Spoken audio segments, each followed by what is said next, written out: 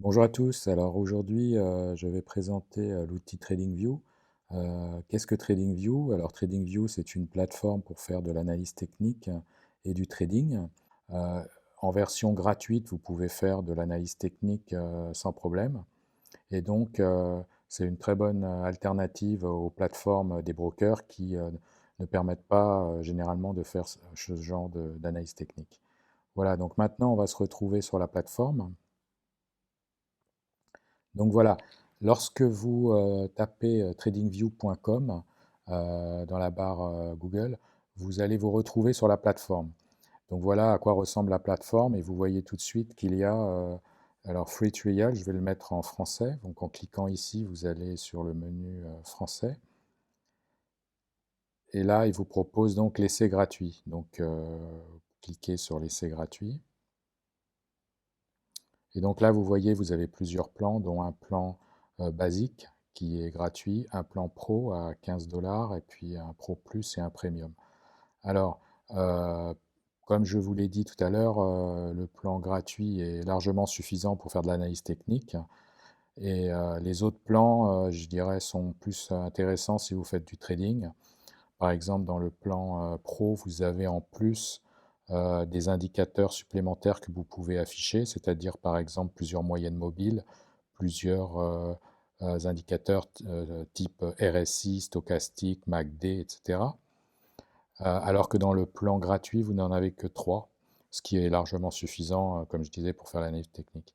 Donc moi, ce que je vous propose, c'est que vous créez votre compte, vous cliquez là-dessus, et là, vous rentrez votre adresse email et vous créez votre compte. Et donc ensuite, on se retrouve directement sur la plateforme. Donc voilà, une fois que vous êtes connecté, vous allez arriver sur la plateforme, vous allez avoir votre nom d'utilisateur. Donc vous voyez en haut, là, vous avez les indices, vous avez l'euro-dollar. Alors je vais le remettre en français. Ça va changer les indices. Vous allez voir, le CAC 40 va apparaître. Voilà, il est ici maintenant. Donc cette barre de recherche, c'est pour entrer l'action ou enfin l'actif que vous voulez visualiser. Alors par exemple, on va mettre Apple. Voilà, donc vous voyez, vous avez plusieurs champs. Vous avez actions, contrats à terme, forex, CFD, crypto-monnaie, indices. Pour les métaux précieux, par exemple, bah, vous avez déjà un raccourci ici pour l'or. Et pour l'argent, il faut aller dans CFD. Voilà. Donc on va commencer avec Apple et je vais utiliser le graphe Apple comme exemple justement pour faire une analyse technique et vous présenter les principales fonctionnalités de la plateforme. Donc on commence avec Apple.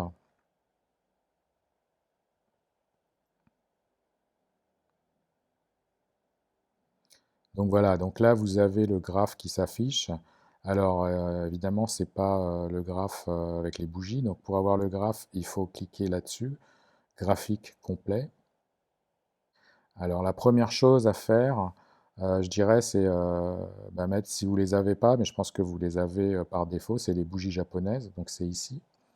Les bougies japonaises, c'est ce qui est affiché à l'écran. Vous voyez, alors pour se déplacer, c'est tout à la souris, hein. Vous pouvez zoomer comme ça. Si vous allez sur le prix, là, vous pouvez, vous voyez, diminuer, augmenter, faire monter comme ça. Alors c'est très instinctif, hein, vous allez voir, c'est très facile à manipuler. Ici, donc là, vous avez les unités de temps. Alors les unités de temps, ça va vous permettre de changer justement la durée des bougies. Donc si on clique là, vous voyez là on est en journalier. Ça veut dire que chaque bougie dure une journée. Ensuite, là vous avez l'hebdomadaire, la semaine. Alors je recentre mon graphe, hein, vous voyez, là je le déplace. Là, je descends pour bien le cadrer sur l'écran. Vous voyez, là, il commence en 2016 jusqu'à aujourd'hui. Euh, et chaque bougie représente une semaine. Donc maintenant, on va aller sur le mois. Là, cette fois, chaque bougie représente un mois. Donc les unités de temps, vous avez vu, c'est classé alors en trois grandes catégories, les jours, jours, semaines et mois.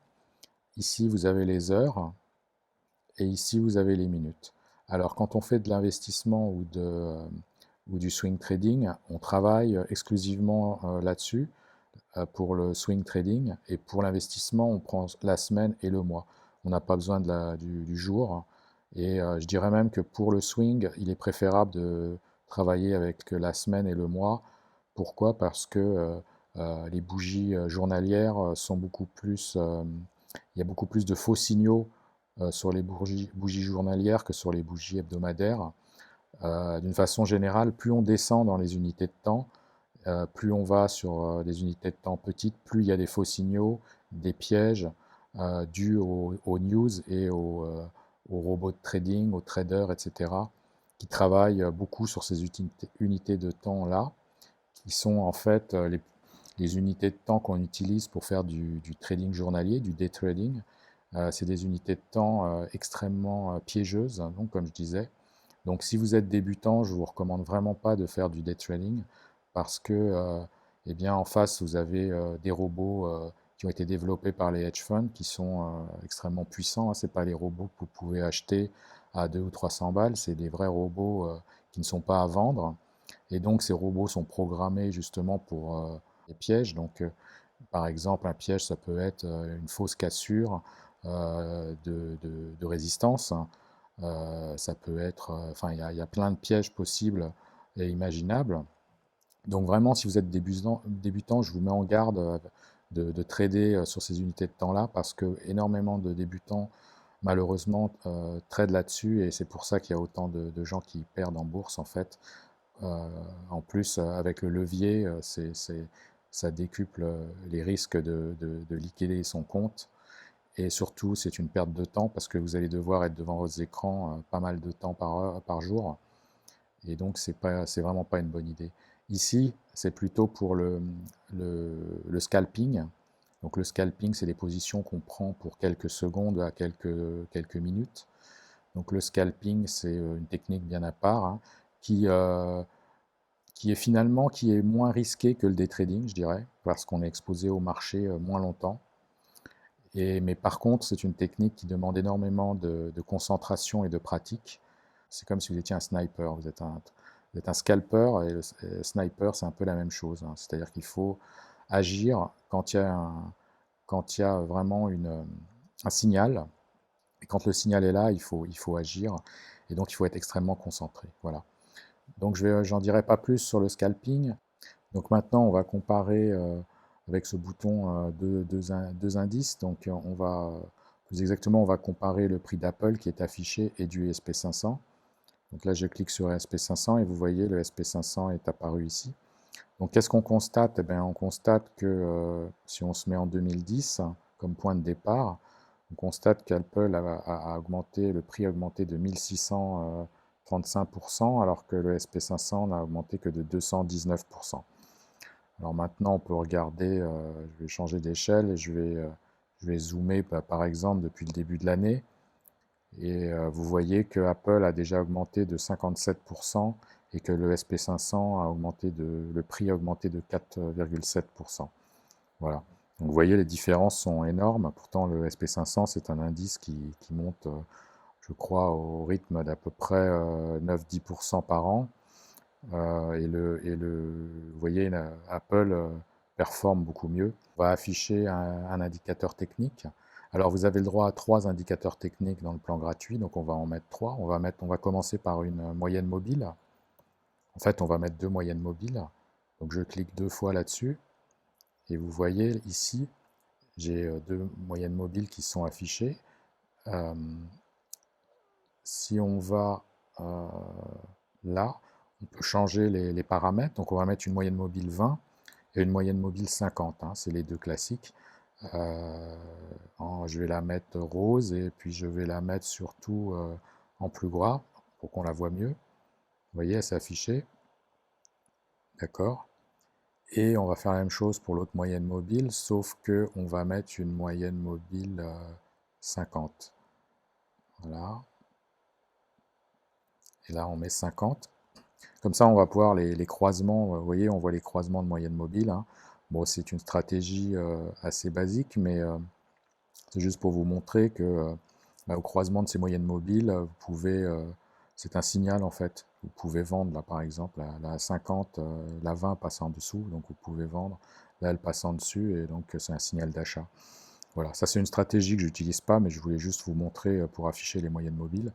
Ensuite, comme autre indicateur, on va mettre par exemple le RSI. Alors choisissez celui-là où il y a l'étoile, parce qu'il y a beaucoup d'indicateurs et certains ne sont pas pertinents du tout. Voilà, donc là vous avez affiché le RSI. Euh, donc là vous êtes à 3, vous ne pouvez pas aller plus loin avec le plan basique. Si vous voulez rajouter par exemple un stochastique, il va vous falloir supprimer par exemple une moyenne mobile.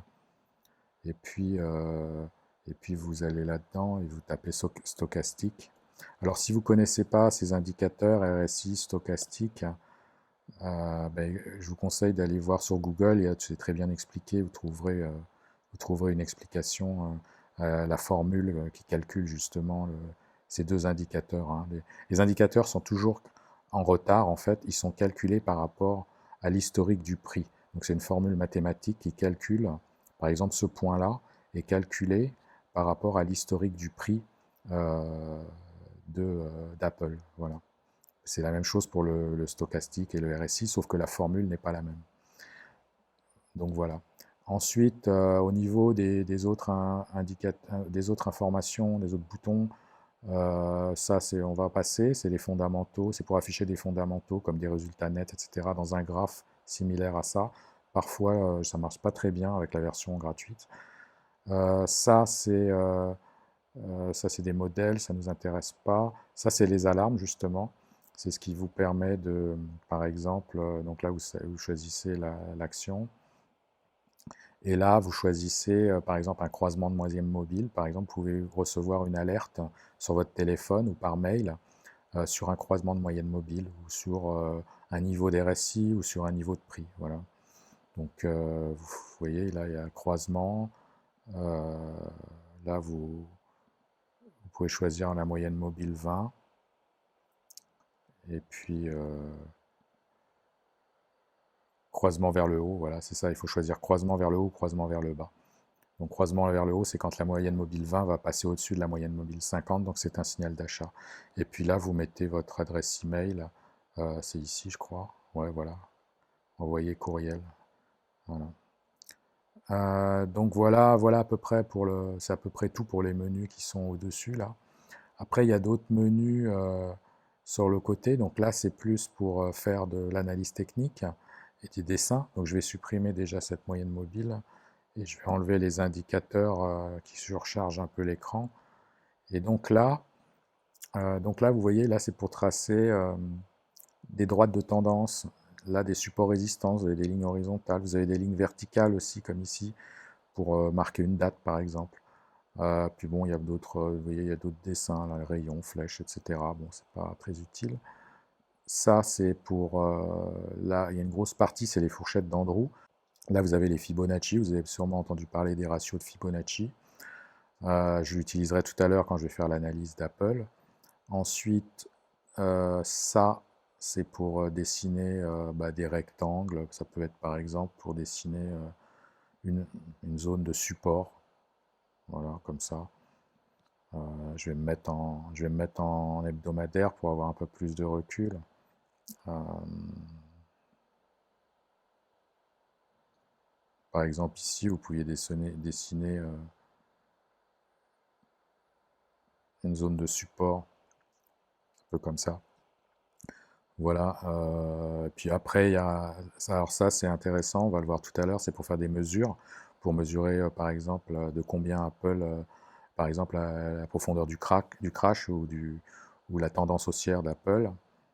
Et puis ça, c'est pour supprimer tous les dessins que vous avez fait à l'écran. Vous voyez, vous appuyez, ça disparaît. Voilà, donc on va directement analyser Apple sur du long terme. Donc on va passer en mensuel. Alors quand on fait une analyse technique, je vous conseille toujours de commencer par la plus grande unité de temps, surtout quand on travaille pour du swing trading ou de l'investissement. Alors on va également passer en logarithmique. Voilà. Pourquoi en logarithmique? Parce qu'en fait, Apple est haussier depuis très longtemps et les actions qui sont très haussières, qui sont des actions de croissance souvent, euh, si vous n'êtes pas en logarithmique, vous n'allez rien voir.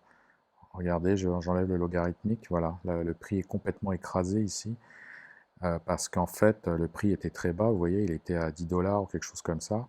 Donc, si le prix il prend 10%, il prend que 1 dollar. Ici, si le prix il prend 10%, il prend 40 dollars. Donc, vous voyez, c'est pour ça qu'on a cette forme exponentielle ici. Et donc, il vaut mieux passer directement en logarithmique. Et en logarithmique, là, vous voyez qu'on est sur une tendance haussière. On pourrait tracer une droite, d'ailleurs, on va le faire. Et quand on monte comme ça, linéairement, donc, sous forme comme une droite, en fait, ça veut dire que le prix augmente toujours au même rythme tous les ans. Voilà. Alors maintenant, on va donc tracer une droite de tendance. Donc, je vais prendre une droite de tendance ici, dans ce menu, et je vais tracer une droite au hasard, comme ça, et je vais l'ajuster un peu mieux pour qu'elle fasse office de support et de résistance à la fois. Alors ça va vous paraître bizarre peut-être, mais il y a moyen de cadrer le prix juste avec une simple droite, voilà, comme ça. Vous avez vu là? Là, elle fait office de... La droite en bleu, elle fait office de support, ici, ici, ici, ici, voilà. Et elle fait office en même temps de résistance ici, ici, euh, ici et ici. Donc en fait, ça vous permet de cadrer le prix. Euh, donc vous voyez que le prix, finalement, il va osciller autour de cette droite. Parfois, il est au-dessus, comme ici, parfois, il est en dessous, comme ici. Donc finalement, ça vous donne un prix moyen d'Apple depuis 2004 ou 2003. Vous voyez. Donc là, maintenant, on va utiliser cet outil qui permet de mesurer la pente de cette droite. Et alors, je vais d'abord passer en journalier pour avoir plus de précision. Vous voyez, on va zoomer un peu sur, on va zoomer sur le crash de cette année. Vous voyez, c'est incroyable la hausse là, après le crash. Donc voilà. Donc ce que vous faites, vous cliquez sur l'outil et vous cliquez sur un point de la droite. Ensuite, vous vous déplacez à droite et vous comptez 365 jours. Donc là, vous voyez, on en a 272, 300, voilà, on est en gros à 365 jours, on n'est pas un jour près. Hein. Et vous remontez et vous cliquez sur un autre point de la droite. Voilà. Et donc là, vous avez la pente de la droite, c'est-à-dire de combien le prix de l'action Apple augmente en un an, en moyenne.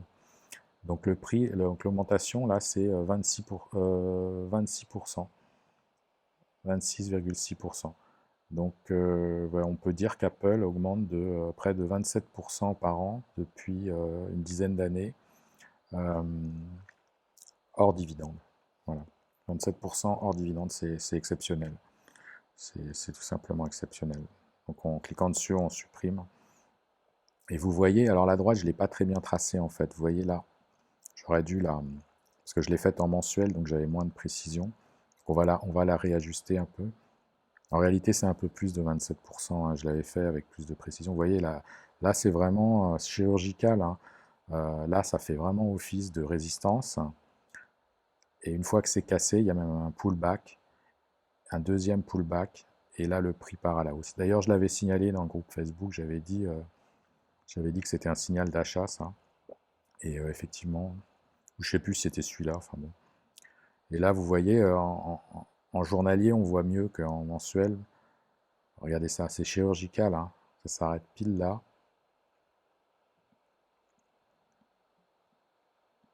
Alors ici, c'est passé un peu traversé.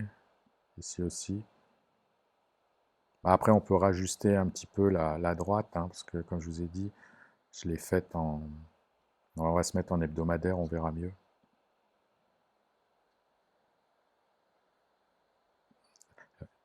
En général, l'hebdomadaire, c'est l'unité de temps la plus... pour de l'investissement ou du swing trading, c'est vraiment l'unité de temps idéale, quoi. C'est-à-dire que vous avez des signaux assez souvent, mais en même temps, vous avez des signaux de bonne qualité. Parce que si vous travaillez sur du journalier, il y a beaucoup plus de bruit et donc il y a des faux signaux. Alors que l'hebdomadaire, c'est vraiment un très très bon compromis. Le mensuel, le problème du mensuel, c'est que vous n'avez pas des signaux souvent, vu que chaque bougie, enfin une bougie c'est un mois, donc il faut être patient, quoi. Dans tous les cas, il faut être patient. Mais hebdomadaire, c'est un très très bon compromis, précision et faux signaux. Voilà. Très peu de faux signaux et une bonne précision. Donc voilà, là vous voyez, c'est vraiment une belle droite qui supporte le prix. Alors vous allez vous demander, mais pourquoi ça marche? Ben, tout simplement parce que tout le monde fait la même chose, hein. Tous les traders regardent cette droite, tous les traders ont positionné la droite comme je viens de le faire, et donc tous les traders font la même chose. C'est comme les Fibonacci, hein. Il n'y a aucune raison que ces droites imaginaires fonctionnent, sauf que c'est une prophétie autoréalisatrice, c'est-à-dire que comme tout le monde fait la même chose, eh bien c'est une droite qui fonctionne, hein, que les gens quand ils voient que le prix revient sur la droite, eh ben, ils achètent. Et quand ils voient que le prix il tape sur la droite et qu'il n'arrive pas à la casser, eh bien ils vendent. Et donc ça fait support-résistance en même temps. Alors ce qu'on va faire maintenant, on va mesurer la déviation par rapport à cette droite. Alors je vais sur le mètre là, enfin la mesure, et je vais prendre le point où il y a le plus de déviation. Donc ça me semble être ici, vous voyez. Vous voyez le prix il a dévié là de 90%, 93%. Ça veut dire que le prix, il était 93% plus cher que le prix moyen durant ces 20 dernières années, en gros. Donc quand il arrive à des niveaux aussi élevés, eh bien ça corrige, quoi. Ici, on va le mesurer aussi. Vous voyez, pareil, 90%, 87%. Donc qu'est-ce qu'on peut en conclure? Déjà, on peut en conclure que Apple, euh, si vous voyez le prix qui continue de monter et qu'on s'approche des 80-90%, surévalué par rapport au prix moyen, donc par rapport à la droite. Si on est 88% au-dessus de la droite, eh bien, il sera temps de vendre si vous n'avez pas encore vendu. Du moins, si vous voulez prendre des bénéfices. Tout dépend de votre stratégie, évidemment. Si vous comptez garder 20 ans, c'est pas pareil que si vous comptez prendre des profits tous les 2 ans, par exemple, ou quand une occasion se présente. Donc là, ben, on va mesurer à combien on en est. Donc, si on fait ça, bah, grosso modo, on en est à plus 28%. Voilà. Donc aujourd'hui, on est à 28% et vous voyez, on est déjà monté jusqu'à 80-90%. Donc le prix, il peut encore continuer de monter sans pour autant qu'on s'inquiète, hein. Alors, c'est pas du tout dit qu'il va aller si haut, mais ça vous, en fait, ça permet de cadrer le prix, tout simplement. Ça permet de se dire, tiens, on est déjà monté à 90%, donc si on monte à 90%, eh ben, il sera le temps, il faudra quand même faire attention, quoi. Parce que 90%, c'est le record historique des 20 dernières années, quand même. Alors c'est pareil dans l'autre sens, hein, vous voyez, quand ça crache, eh bien, par exemple ici, là, c'est là je pense que c'est le crash le plus fort. On est tombé à moins 44%. Donc là, c'était le crash du Covid, on va le mesurer. 33%, hein. 33 ou 36%. Il faudrait que je fasse ça avec plus de précision. Mais bon. Donc vous voyez, s'il y a un nouveau crash et qu'on passe en dessous de la droite bleue, eh bien, moins 30, moins 40%, c'est déjà pas mal. Et vous pourrez commencer à envisager d'acheter à partir de ces niveaux-là. Donc vous pouvez acheter en plusieurs fois, évidemment, c'est recommandé, pas en une seule fois. Donc voilà, donc vous voyez, seulement une seule droite, avec seulement une seule droite, on arrive à cadrer le prix et à avoir des informations pertinentes. C'est quand même assez intéressant. J'ai même pas affiché un stochastique, ni un RSI, ni un MACD. Alors là, je vais afficher justement, pour vous montrer, on va afficher un MACD, on va afficher un RSI.